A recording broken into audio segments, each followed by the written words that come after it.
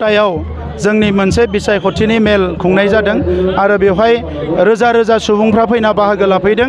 बेवहाय बर'जों लोगोसे गुबुन गुबुन हारिफ्राबो फैदों आरो दिनैनि बे गौमाखौ नायनानै बा गेदारिंखौ नायनानै जों बेखौनो बुंनो हायो जे रौता समस्तिया थांनाय बोसोराव जों जिखिनि डिफारेन्सआव देरहादोंमोन एबार डाबल डिफारेन्सआव देरहानो थांगासिनो दङ आरो रौताजों लोगोसे उदालगुरियाव गासै 10 जोंहा कन्स्टिटुएन्सि दङ।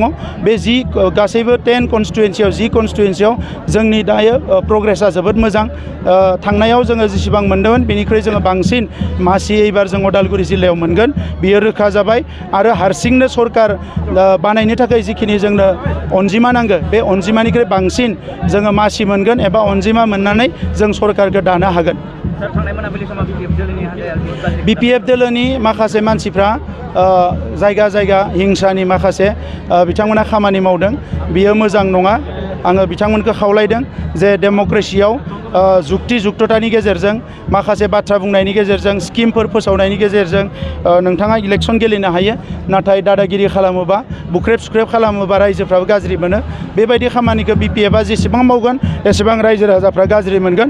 इउपिपिएलआ जेबो खथि जाया, मानोना आथिखालाव बेबायदि सोरबा गारि बुफायनाय दादागिरि खालामनाय बेफोर मानसिखौ मानसिफ्रा मिनियोसो, बेखौ रावबो गिया।